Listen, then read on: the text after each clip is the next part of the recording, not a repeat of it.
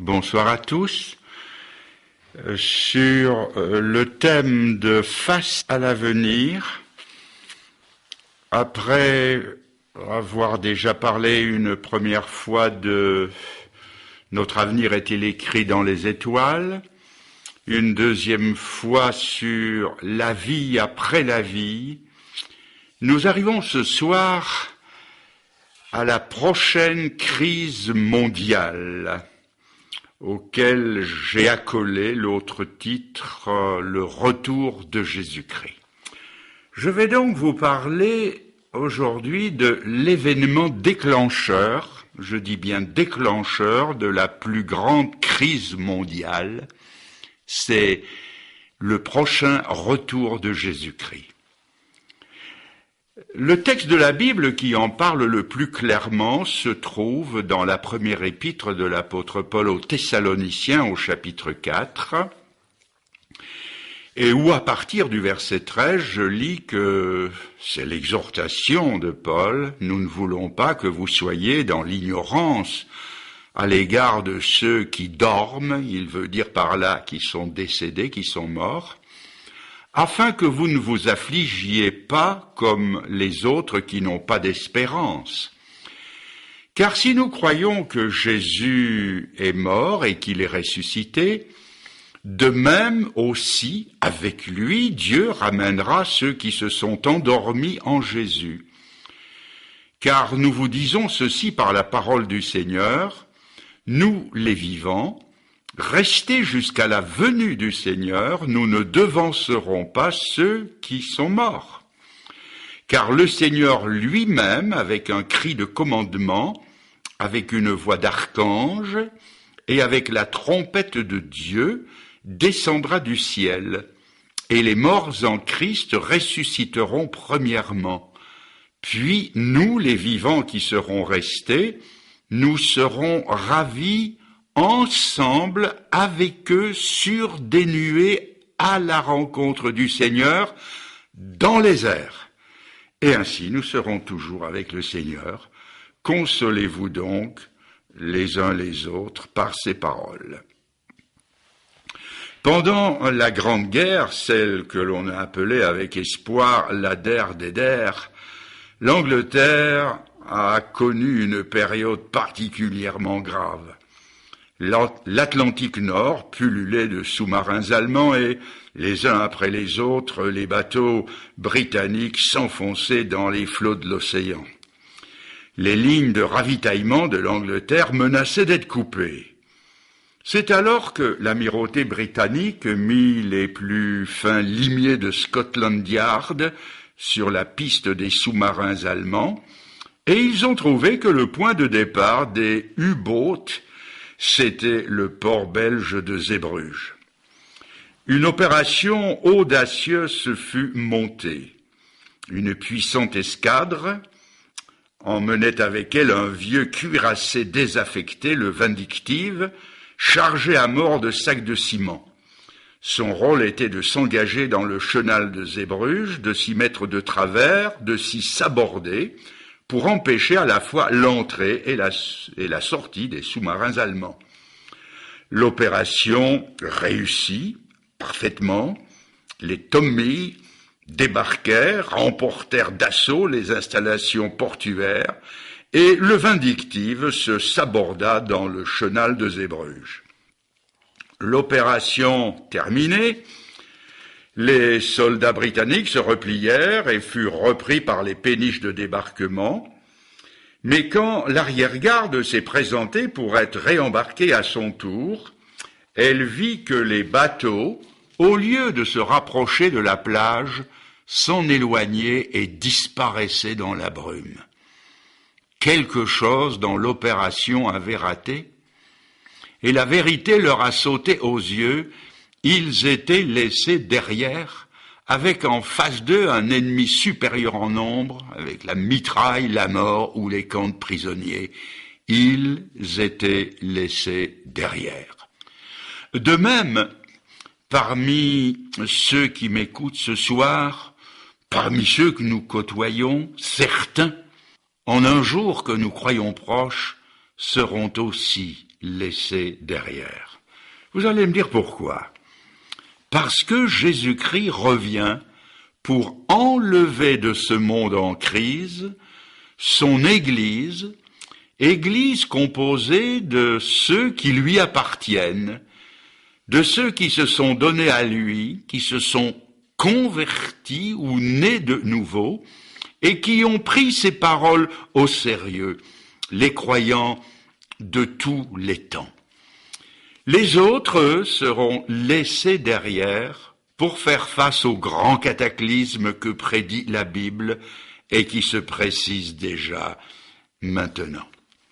Et c'est ce retour de Jésus-Christ qui va être le signal de départ d'une crise mondiale sans précédent.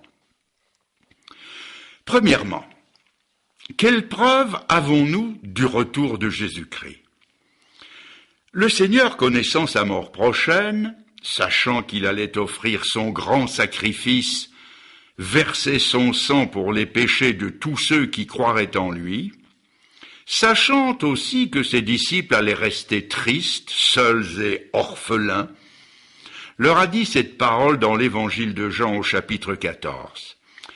« Que votre cœur ne soit pas troublé, vous croyez en Dieu, croyez aussi en moi. Dans la maison de mon Père, il y a plusieurs demeures. S'il en était autrement, je vous l'aurais dit.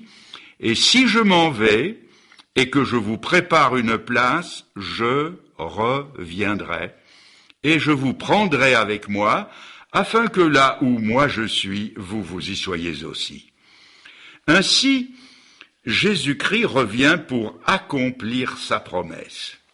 Le retour de Jésus-Christ est l'un des plus importants enseignements bibliques. Ce n'est pas, comme certains le pensent, une doctrine particulière à certaines sectes qui se réclament du christianisme. Le symbole des apôtres, ou credo, souvent récité dans les églises, dit « Je crois en Dieu, je crois en Jésus-Christ », et puis « Il reviendra pour juger les vivants et les morts ». Le Nouveau Testament nous parle 9 fois de la nouvelle naissance, 20 fois du baptême, 70 fois de la repentance et plus de 300 fois du retour de Jésus-Christ. L'Ancien Testament tout entier est rempli de prophéties, de détails, de précisions concernant la première venue de Jésus-Christ, et toutes ces prophéties se sont accomplies à la lettre. L'Ancien Testament et le Nouveau Testament, plus encore, sont remplis de prophéties concernant la deuxième venue de Jésus-Christ. Et comme les premières se sont accomplies, nous avons la garantie que les secondes s'accompliront aussi. Je ne peux pas garantir que je verrai mon lit ce soir. Je ne peux pas garantir que j'embrasserai les miens demain matin, ni que je saluerai l'année nouvelle.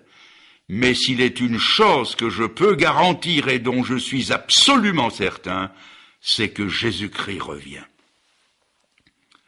La deuxième question que nous allons nous poser, c'est quand le Seigneur va-t-il revenir ? Il est impossible de fixer la date de son retour. Lorsque les disciples eux-mêmes, peu avant l'ascension du Seigneur, lui ont posé la question « Est-ce en ces temps-ci que tu rétabliras le royaume d'Israël ?» Cela se trouve dans le livre des Actes au chapitre 1. Le Seigneur leur a répondu « Ce n'est pas à vous à connaître les temps et les saisons que le Père a réservés de sa propre autorité. » Mais malgré ces paroles claires du Seigneur, certains se sont essayés à trouver la date du retour, de son retour. C'est ainsi qu'une secte chrétienne, par de savants calculs, a trouvé que le Christ devait revenir quelque part dans les années 1860. Ils en étaient si sûrs. Et tous ensemble, ils l'ont attendu en vain. Ils ont appelé cela, et c'était honnête de leur part, ils ont appelé cela leur première déception. Ils ont alors refait des calculs meilleurs que les premiers, et ils l'ont appelé leur deuxième déception. Et comme ils avaient de la suite dans les idées, ils auraient même fixé une troisième date, un peu plus discrète que les deux premières, et ce fut leur troisième déception. Alors ne vous attendez donc pas à ce que je vous donne la date du retour de Jésus-Christ. Si je donnais des dates, je me retrouverais dans la situation embarrassée des témoins de Jéhovah, pour qui, après celle énoncée de 1914, on prophétisait sans possibilité d'erreur cette fois-ci la nouvelle date butoir de 1975. Leur prétention d'infaillibilité d'interprétation des Écritures en a reçu un coup mortel. Non, ne comptez pas sur moi pour discréditer la Bible de pareille façon. Cependant, si nous ne connaissons pas la date du retour du Seigneur, la Bible nous donne des signes avant-coureurs de ce grand événement. C'est pourquoi nous devons avoir les yeux ouverts sur les signes qui nous annoncent ce très grand événement. Le plus grand de tous ces signes est indiscutablement le retour des Juifs dans leur pays d'origine. C'est par excellence le signe qui nous dit que bientôt le Messie va revenir. Monsieur de la Palisse aurait dit que si les Juifs doivent rentrer dans leur pays, c'est qu'ils en sont sortis. J'ai l'air d'enfoncer des portes ouvertes, mais il est parfois bon de se servir d'axiomes de ce genre. Ça aide à comprendre. Donc je me répète, s'il doit y avoir en retour, c'est qu'il devait y avoir une dispersion. Or, Jésus, un peu avant sa mort, avait prédit cette dispersion. Il savait que le peuple d'Israël allait le rejeter, que la nation juive allait se rendre coupable de ce crime en rejetant le Messie donné par Dieu et qu'ils allaient le crucifier. Il savait tout cela. Et de son regard d'aigle, de son regard de prophète, il a vu l'avenir de la nation juive, un avenir sombre.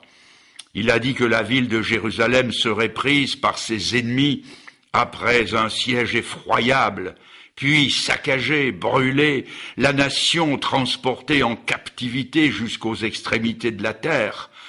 En parlant du moment de l'écroulement d'Israël et de sa déportation, le Seigneur avait dit cette phrase: « Cette génération ne passera pas que tout soit accompli. » Or, quelle est, selon la Bible, la durée d'une génération? Ceux qui sont habitués à lire la Bible savent qu'une génération, c'est à peu près 40 ans.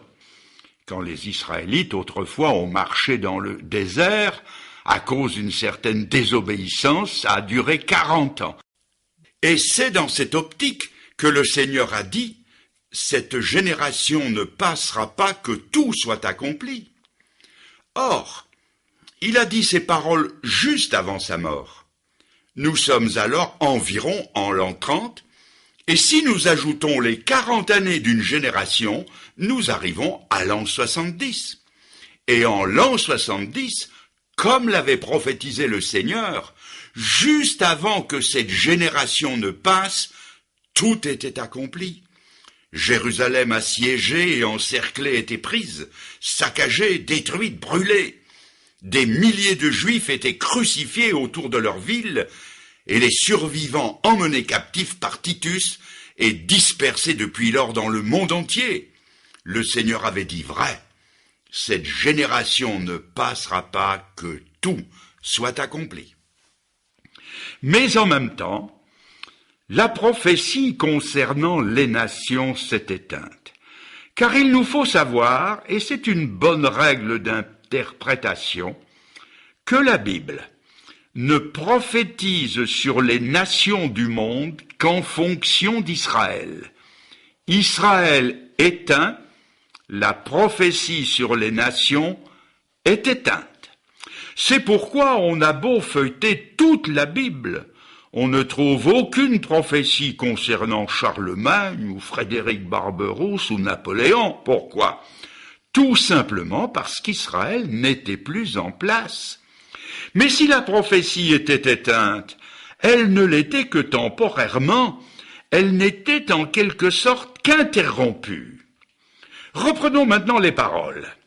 Cette génération ne passera pas que tout soit accompli. C'est ce que l'on appelle une prophétie à double effet.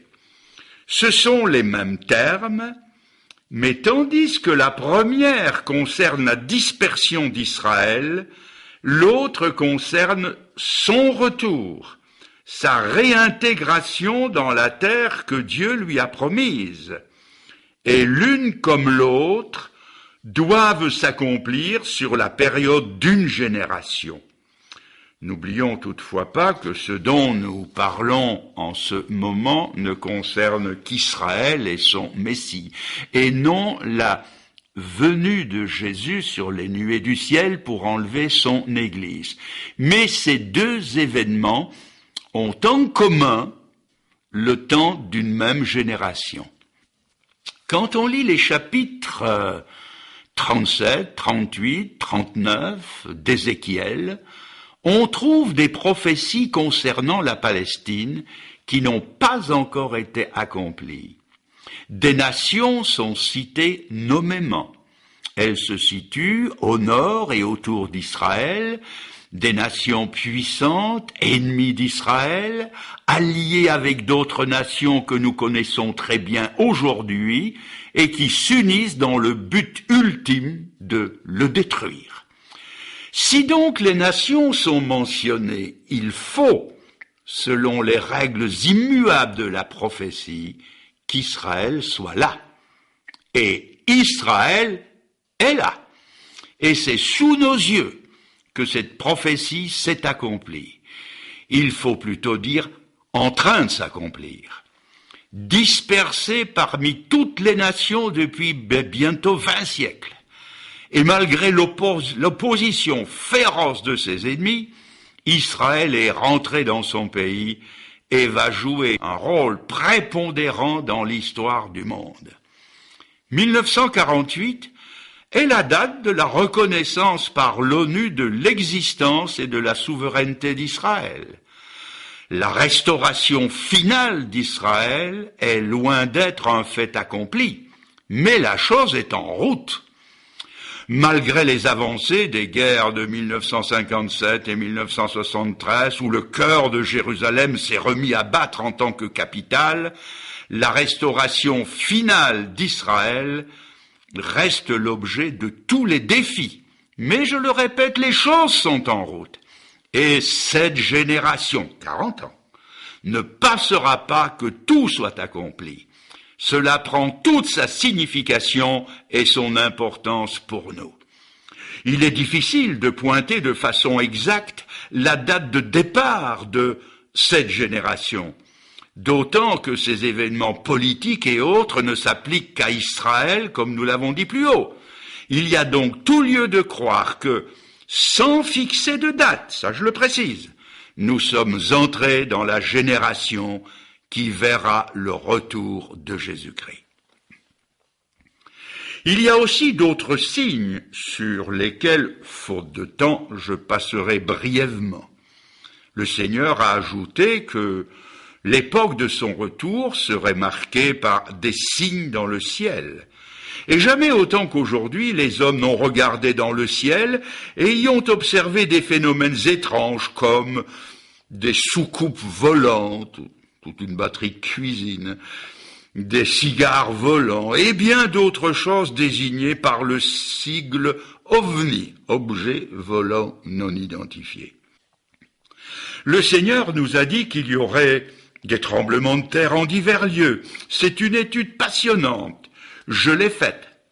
Je n'ai pas le temps de vous en parler ce soir, mais tout montre, selon les avis les plus autorisés, que la terre tremble de plus en plus souvent.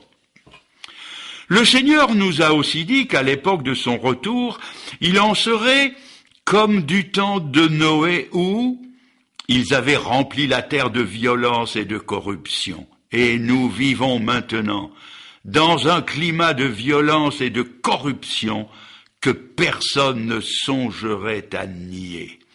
Selon des sources autorisées, une dizaine d'organisations terroristes travaillent et cherchent à se procurer l'arme nucléaire, ainsi que les non moins dangereuses armes chimiques et bactériologiques. Nous vivons une période aussi dangereuse ou même plus dangereuse qu'en 1939. Les experts sont d'accord pour dire qu'un suicide à l'échelle mondiale est devenu possible. Et cela à un tel point qu'un diplomate de haut rang a pu dire que le temps de prier pour l'humanité est arrivé. Tout nous indique que réellement les temps se sont avancés et que bientôt le Seigneur, le Sauveur, va revenir. Maintenant, que se passe-t-il dans le monde aux alentours du retour de Jésus-Christ? Je vais vous citer une prophétie qui se trouve dans Zacharie au chapitre 12, au verset 3, et je vous demanderai de bien la retenir. Je ferai de Jérusalem une pierre pesante pour toutes les nations, ou pour tous les peuples. Jérusalem, une pierre pesante. Dites-moi, est-ce que nous ne sommes pas au cœur de la prophétie et de l'actualité? Jérusalem est une pierre qui va devenir de plus en plus pesante. N'oubliez pas que si notre pétrole nous coûte plus cher, que si l'économie mondiale est dangereusement fragilisée, que si le terrorisme va jusqu'à frapper durement le cœur de nos cités et faire des morts par dizaines de milliers, le responsable tout indiqué, c'est directement ou indirectement Jérusalem. Ah, si seulement les nations du monde avaient la sagesse de ne pas aller remuer cette pierre. Mais la prophétie est en route et toutes les nations s'en mêlent. Et outre le territoire d'Israël, Jérusalem, la ville elle-même, deviendra, et elle est déjà, une pierre de plus en plus pesante. Je voudrais maintenant vous lire une autre prophétie que je trouve dans l'avant-dernier livre de l'Ancien Testament, encore dans Zacharie au chapitre 14 et au verset 12. C'est ici la plaie dont l'Éternel frappera tous les peuples qui auront fait la guerre contre Jérusalem. Leur chair se fondra tandis qu'ils seront sur leurs pieds, leurs yeux se fondront dans leurs orbites, et leur langue se fondra dans leur bouche.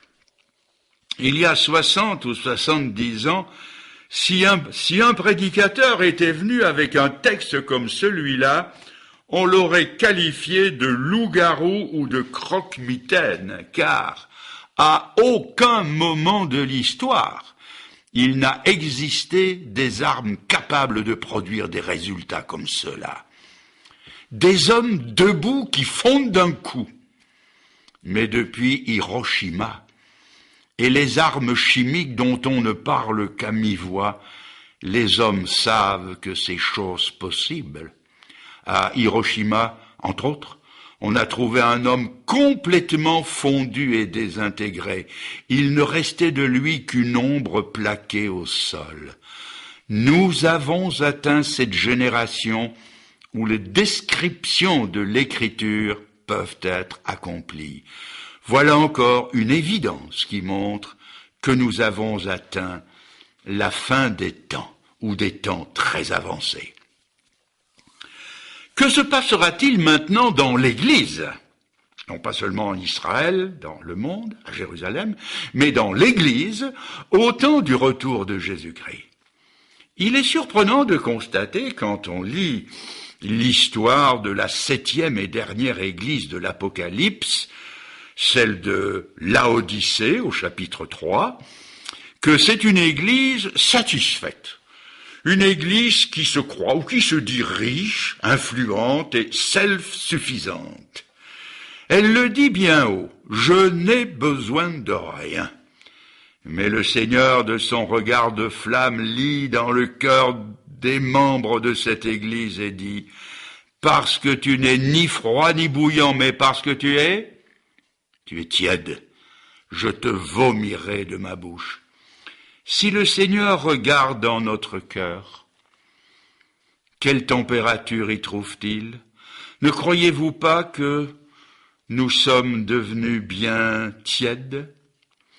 Le Seigneur, en parlant du retour, du temps de son retour, a dit que parce que l'iniquité prévaudra, l'amour de beaucoup sera refroidi.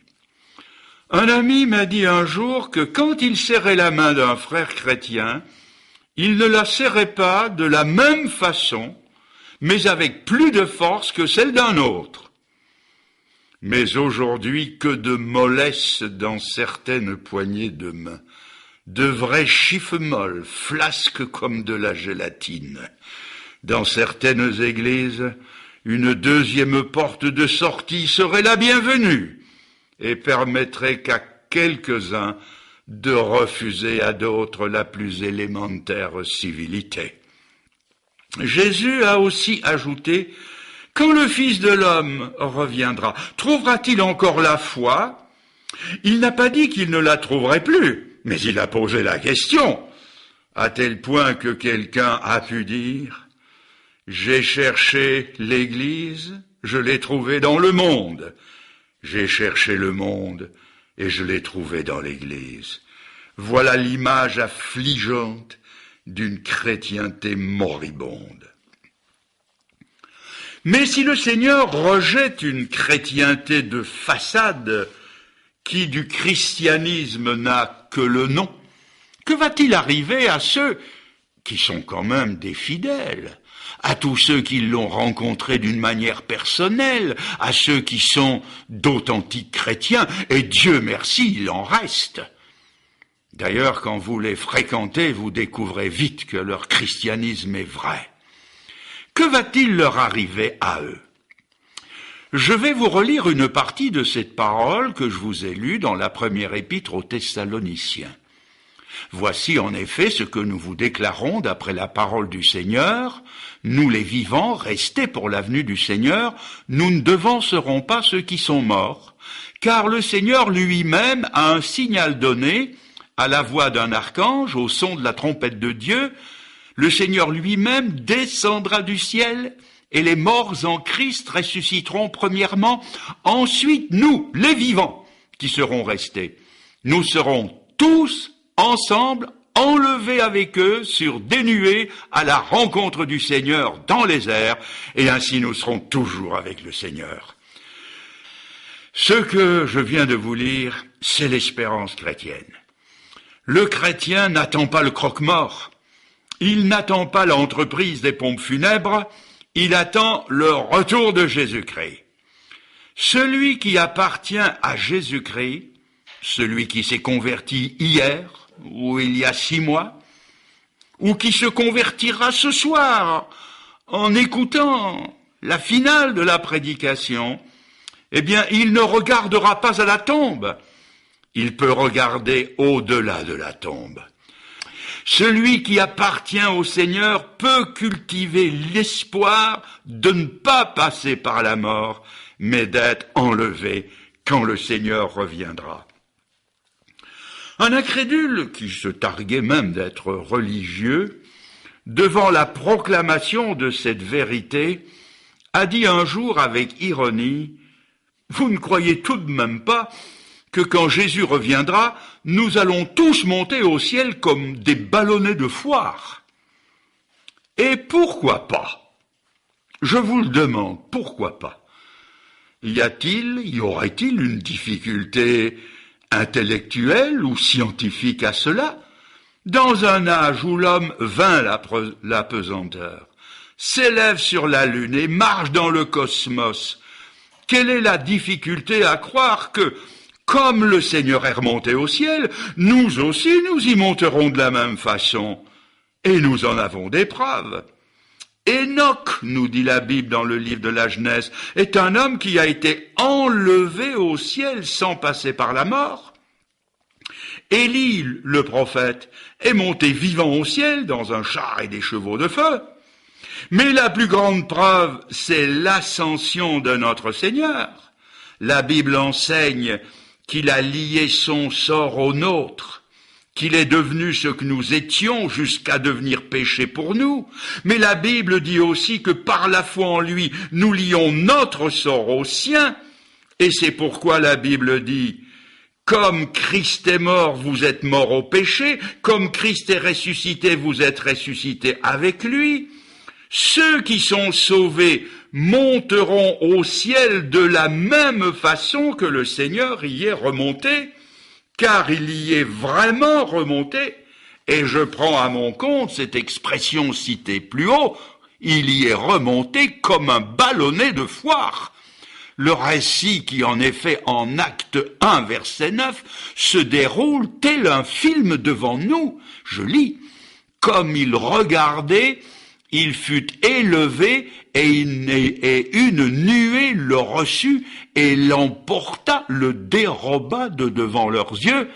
Eh bien, c'est de la même façon que ceux qui lui appartiennent monteront à sa rencontre lorsque le Seigneur lui-même descendra du ciel et que nous serons ravis ensemble à sa rencontre dans les airs.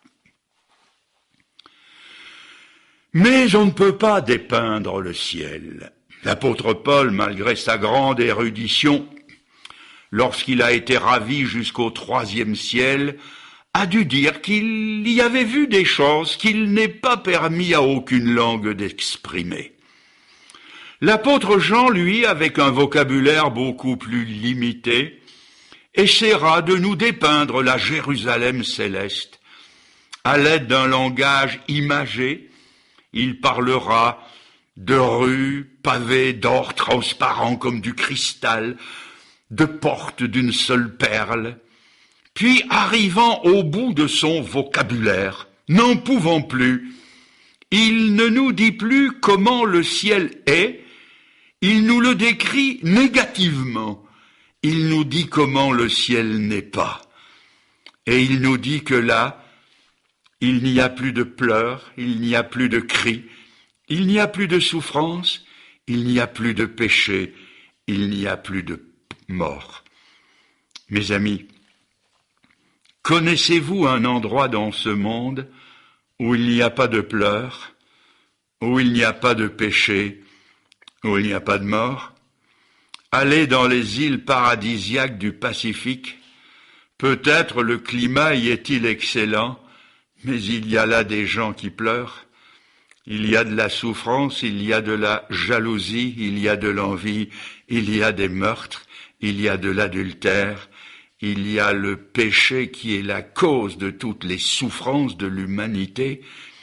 Prenez n'importe quel plus petit village de chez nous, il n'y aura peut-être pas un supermarché, il n'y a peut-être pas un cinéma, il n'y a peut-être pas une église, mais il y aura toujours des tombes ou un cimetière. Partout, vous trouverez les pleurs, la souffrance, la mort. Mais là, dans la présence du Seigneur, ces choses ont cessé d'être. C'est là, dit l'apôtre Paul, que nous retrouverons tous ceux qui sont partis avant nous, ces grands hommes de l'Ancien Testament qui ont enchanté notre enfance, des noms comme Noé, comme Abraham, Isaac, Jacob, comme David, comme Ésaïe,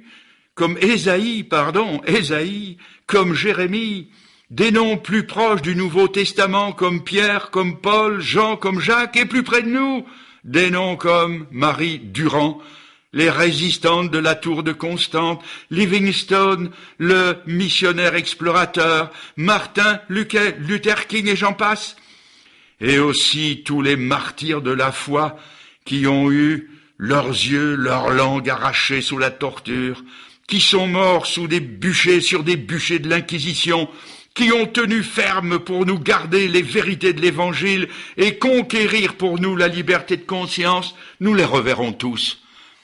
Nous reverrons ceux qui, comme cette mère ou cette aïeule, ont bercé notre enfance en fredonnant des cantiques que nous n'avons jamais pu oublier tout à fait.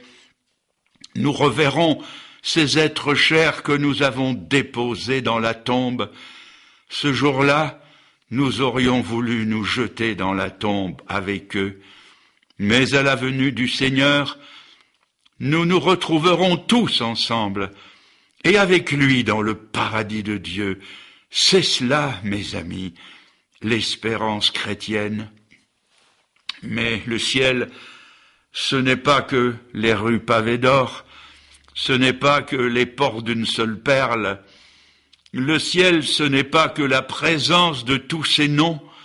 Le ciel, c'est la présence du Seigneur Jésus. C'est lui le ciel. Et le ciel sans lui ne serait plus le ciel. Chacun sait qu'une maison, sans la présence de l'être que l'on aime, n'est plus sa maison propre. Elle peut être lambrissée, elle peut être richement meublée, elle peut être décorée. Si celui ou celle que l'on aime n'est plus là, oh quel vide! Et comme l'a si bien dit quelqu'un, qu'un seul être vous manque et le monde est vide. Cela me fait penser à cette fillette dont la mère était tombée gravement malade. Des voisins compatissants se sont chargés de l'enfant en la gardant chez eux. La mère mourut et fut ensevelie. Les voisins qui gardaient cette petite fille n'avaient jusque-là pas osé lui dire la vérité. Comme elle pleurait tous les jours en disant « je veux rentrer dans ma maison, je veux retourner dans ma maison », ces gens l'ont laissée rentrer chez elle. Elle a couru dans le vestibule en criant « Maman !» Elle est entrée dans la cuisine « Maman !» Elle est entrée au salon « Maman !» Elle est entrée dans les chambres en criant « Maman !» Et quand elle s'est rendue compte que sa maman n'était plus là, elle a demandé d'être ramenée chez ses voisins. Sa maison sans sa maman, ce n'était plus sa maison. Le ciel sans Jésus ne serait pas le ciel. Le ciel, c'est lui. Et je pense à cet évangéliste qui faisait une série de conférences dans une ville. Il fut sollicité d'aller visiter une de ces vieilles personnes qui ne peuvent plus assister aux assemblées. Il alla voir une vieille dame chrétienne de 87 ans. Il s'est approché d'elle et d'une façon très familière lui a dit « Grand-mère, nous allons lire un psaume. » Il lut le psaume pour elle, et quand il eut fini de le lire, elle récita le psaume. Elle le savait par cœur. Il ajouta « Grand-mère, je vais prier pour vous. » Il se mit à prier pour elle, et quand il eut fini de prier pour elle, elle se mit à prier pour lui. Il ressentit quelque chose de chaud qui lui montait au cœur. Un peu surpris, il dit « Grand-mère, la Bible nous fait une promesse. C'est que quand le Seigneur reviendra, nous serons faits semblables à lui. » Elle ajouta « Oui, mais vous n'avez cité que la moitié du verset qui dit « Parce que nous le verrons tel qu'il est. » Ainsi me disait un cher vieil ami, en combien de temps ce retour va-t-il se faire? La parole de Dieu est claire sur ce point. Dans 1 Corinthiens 15, verset 52, il est dit « Voici, nous ne mourrons pas tous, mais tous nous serons changés en un instant, en un clin d'œil. » En grec, en un instant, c'est en un atome. Un atome, c'est la plus petite partie d'un corps alors connu, ce qui veut dire la plus petite partie du temps. J'aime beaucoup cette expression, en un clin d'œil. Ce départ va se faire à la dernière trompette, au son de la trompette de Dieu, et ce sera le grand départ, le grand envol de son Église pour la gloire. Et ce départ sera, je le répète encore, le signal de la plus grande crise mondiale. Savez-vous pourquoi je dis mondiale? Eh bien parce que ce sera une crise où le monde entier sera impliqué. Dans l'évangile de Luc au chapitre 17, des versets 34 à 36, le Seigneur a parlé de son retour qui, ne l'oublions pas, doit se faire, comme nous venons de le lire, en un clin d'œil. Ces paroles ont dû paraître étonnantes pour les gens de son temps et paraître anti-scientifiques aujourd'hui sans un minimum d'examen. Voici ce qu'il a dit dans l'évangile de Luc. Au jour du Fils de l'homme, je vous dis qu'en cette nuit-là, la nuit, 2 seront dans un même lit, l'un sera pris, l'autre laissé, 2 femmes moudront le grain ensemble, l'une sera prise, l'autre laissée, 2 seront au champ, l'un sera pris, l'autre laissé. Pour ceux qui sont au lit, c'est la nuit. Les femmes qui préparent le repas, c'est la matinée. Les hommes qui sont au champ, c'est la journée. Comment 3 heures différentes peuvent se passer en un même temps et en un clin d'œil? Est-ce par hasard que le Seigneur connaissait le fuseau horaire?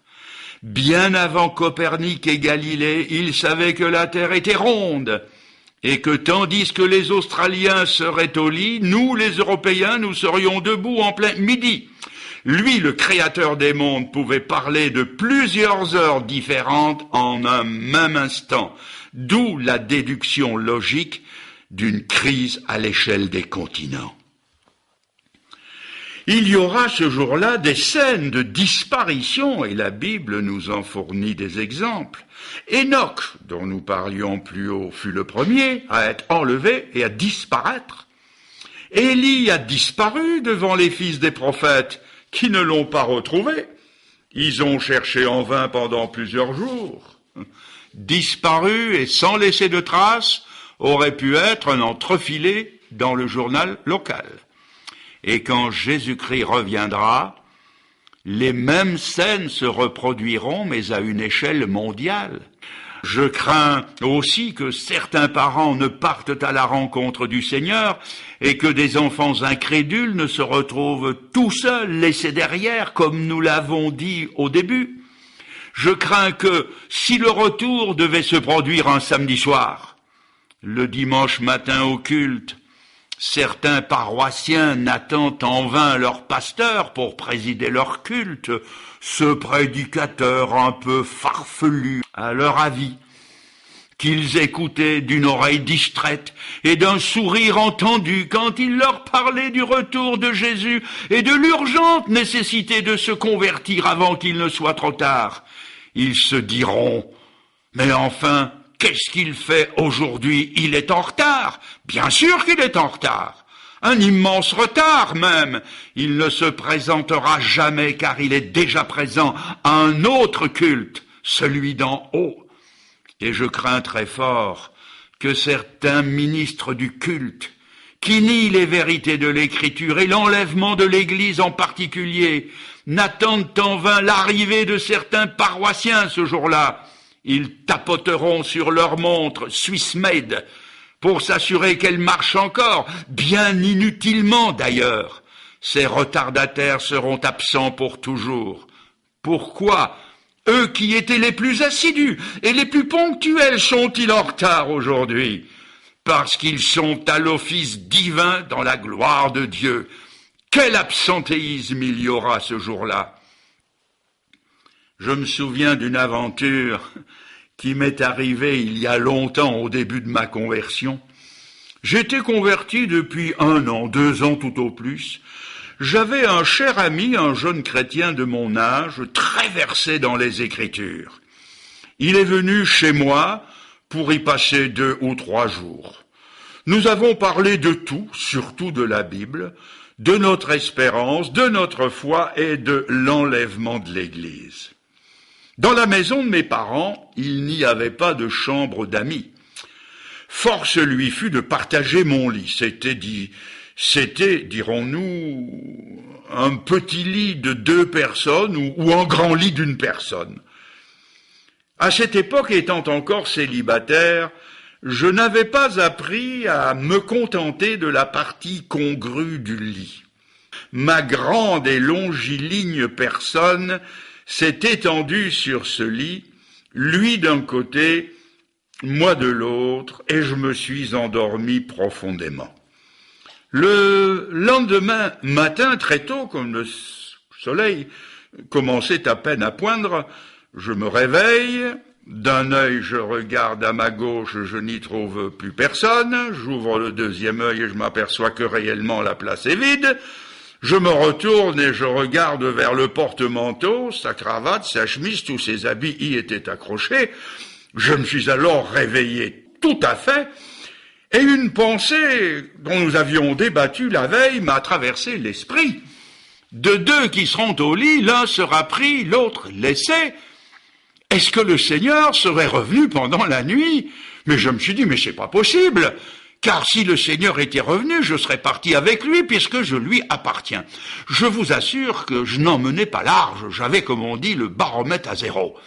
Effrayé, j'ai sauté du lit et, en faisant le tour, je l'ai trouvé dormant sur la carpette. Le pauvre, ne trouvant plus de place dans le lit, à cause de mon encombrante personne, il n'avait plus trouvé de place que sur la carpette. Que cette carpette soit bénie entre toutes les carpettes. Mais un jour viendra où on aura beau regarder sur la carpette, il n'y aura personne. Je m'empresse de dire que quand le Seigneur a dit « de deux qui seront au lit », il n'a pas voulu dire 50-50 et que nécessairement 1 sur 2 serait pris ou laissé, mais il nous a parlé d'une possibilité que dans un même foyer, un mari et sa femme, l'un puisse appartenir au Seigneur et l'autre pas, l'un pris et l'autre laissé. Et c'est à partir de ce moment-là que le monde va connaître cette grande crise. La Bible dit que ceux qui sont à Christ, les chrétiens, les vrais chrétiens, pas ceux qui ne le sont que de nom, mais ceux qui sont nés de nouveau, ils sont, eux, le sel de la terre.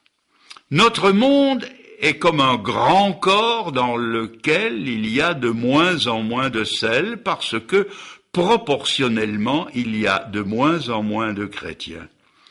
Et le jour où le sel de la terre sera parti, ce sera la grande crampe. Je dis bien crampe. J'ai appris que le sel était bon contre les crampes.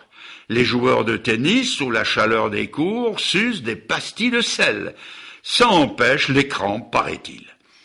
Le jour où le Seigneur sera parti avec ses rachetés, qui sont le sel de la terre, notre monde, qui est déjà assailli de crampes, aura ce jour-là, une fois pour toutes, la grande crampe. Et le sel, comme on le sait, empêche aussi la corruption.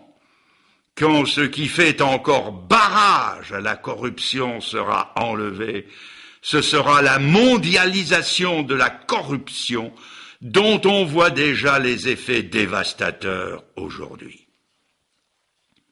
Vous me demanderez sans doute, que va-t-il arriver à ceux qui vont être enlevés? La Bible est claire.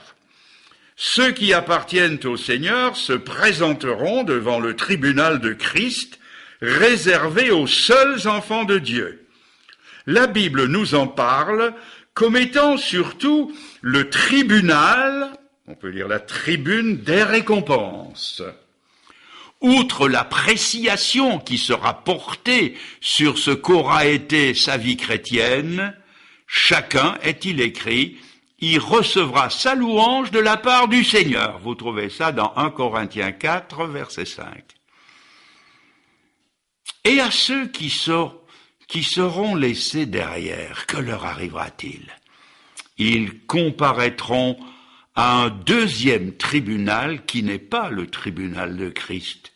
C'est le grand trône blanc, le tribunal de Dieu, où ils seront jugés et où tous ceux qui seront contrôlés positifs quant au péché auront une place qui leur sera assignée dans l'étang de feu et de soufre.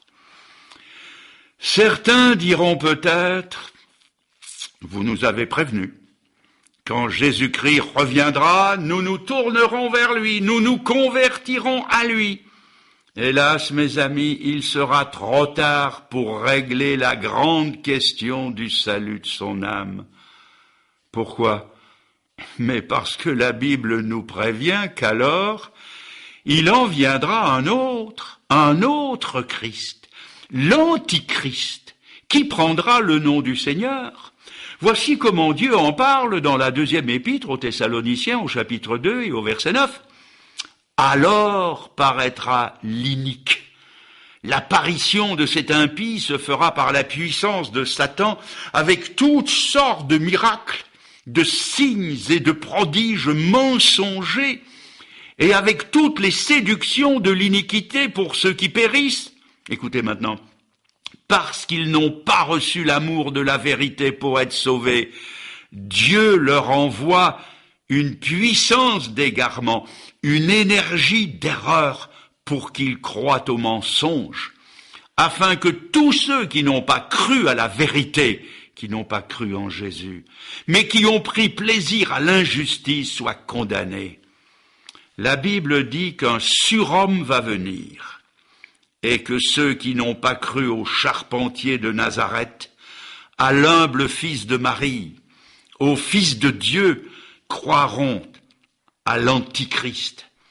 La Bible dit qu'ils croiront au mensonge. Vous allez dire, moi je n'y croirai pas. Au contraire, vous y croirez. C'est Dieu qui le dit dans la deuxième épître aux Thessaloniciens, au 2e chapitre. Ceux qui n'ont pas cru à la vérité du Christ, Dieu les livrera au mensonge et une énergie d'erreur ou à une puissance d'égarement. Les hommes seront éblouis, séduits par les fastes et les prodiges de cet homme de Satan. De 1933 à 1945, il y avait de l'autre côté du Rhin environ 60 millions d'Allemands. Ils étaient parmi les gens les plus cultivés, les plus évolués du monde. Chacun sait qu'ils ont presque tous crié « Heil Hitler, Siegt Heil !» Il les a tous trompés. Il les a mis en boîte. Et ils le reconnaissent aujourd'hui. Ce que je veux surtout que vous sachiez, c'est que Hitler, ce n'est qu'un gamin à côté de l'Antichrist. Dans ces jours-là, le magistrat ne sera plus le serviteur de Dieu, il sera le serviteur du péché. Et si vous ne voulez pas de Jésus-Christ dans votre vie, vous vous préparez à acclamer et à servir l'ennemi de Dieu, l'Antichrist.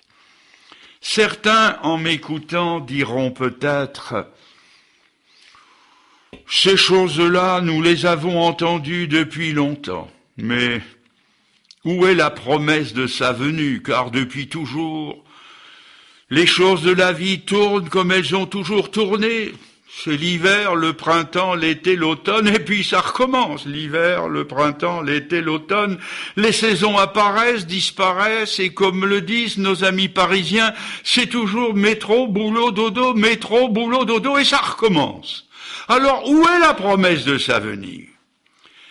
Figurez-vous que cette question n'est pas une idée neuve. Elle se trouve déjà dans la Bible. La Bible est la première à la poser. Dans la deuxième épître de Pierre au chapitre 3, on lit ces paroles. « Sachez avant tout que dans les derniers jours, des moqueurs viendront avec leurs railleries, marchant selon leur propre convoitise et disant « Où est la promesse de sa venue ?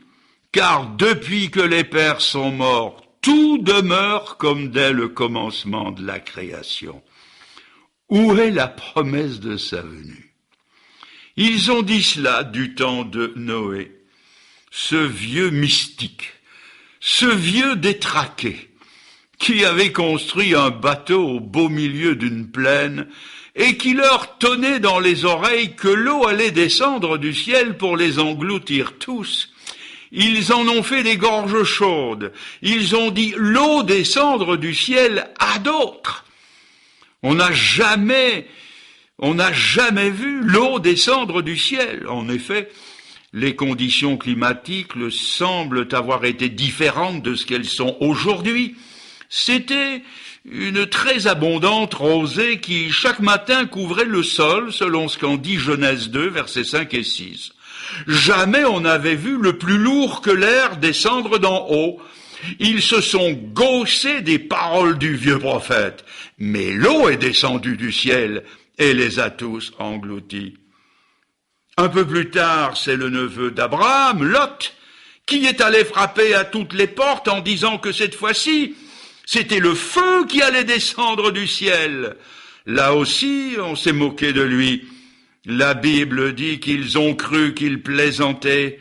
Ces gens de Sodome et de Gomorrhe l'ont pris pour un petit plaisantin. Mais le feu est descendu du ciel et les a tous consumés. Et aujourd'hui, les hommes se moquent et disent, le Christ, revenir et descendre du ciel à d'autres. Mais il descendra du ciel. Jésus revient, et il revient bientôt. Et si vous êtes convaincus de son retour, êtes-vous prêts à le rencontrer? Si vous y croyez, puis-je maintenant vous poser une question? Comment attendez-vous le Seigneur qui revient du ciel? Pendant la dernière guerre, l'équipage d'un bombardier britannique était allé en mission sur l'Allemagne nazie, mais il fut touché par la DCA, 2 de ses moteurs étaient hors d'usage. L'escadrille était rentrée depuis longtemps, et l'avion en perte de vitesse peinait péniblement au-dessus de la mer du Nord pendant la nuit. Le pilote et le navigateur parlaient ensemble, et le pilote dit « Je me demande si nous parviendrons à rallier la base. » Le navigateur lui dit « Ma femme m'attend à la base, et elle doit nous croire perdus. » Le pilote a dit « Ma femme m'y attend aussi. » L'avion put passer par-dessus les falaises de Douvres et réussit à se poser sain et sauf.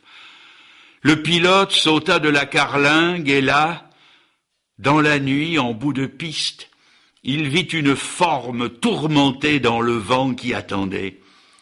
C'était sa femme qui l'attendait et elle s'est jetée dans ses bras. Le navigateur descendit lui aussi et entra dans le mess des officiers. Par la porte vitrée, il jeta un coup d'œil et vit sa femme endormie dans un fauteuil avec un roman sur les genoux. Elle s'est réveillée et lui a dit « Oh mon chéri, je t'attendais. » Et c'était vrai. Elle l'attendait, mais endormie avec un roman sur les genoux. Notre Seigneur aussi revient du ciel. Si nous l'attendons, comment l'attendons-nous? Endormis dans notre confort occidental, avec le monde plein les mains, plein les yeux, et des projets mondains plein le cœur? Est-ce comme cela que nous attendons celui que nous disons être, ce que nous avons de plus précieux au monde? Alors je vous propose de vous lever et de sortir à sa rencontre, dehors, là où on ne dort pas, dans la bourrasque, dans le vent, dans la pluie, dans le combat, les yeux fixés vers le ciel, d'où le Seigneur doit revenir bientôt. Voulez-vous vous préparer à le rencontrer? Pour être prêt, il faut le recevoir aujourd'hui. C'est maintenant, mais juste maintenant qu'il faut l'accueillir dans votre cœur et vous donner à lui. Mes amis, tandis que vous écoutez ces dernières paroles, là où vous êtes, recueillez-vous en cet instant et dans une courte prière, dites-lui, et vous pouvez même répéter ces paroles, je vais les dire lentement, lui dire, Seigneur, je mesure aujourd'hui la distance morale qui me sépare de toi. Dites-lui, Seigneur, je ne suis pas prêt à te rencontrer. J'ai besoin de ton pardon. J'ai besoin de ton pardon. Accorde-le-moi, je te prie.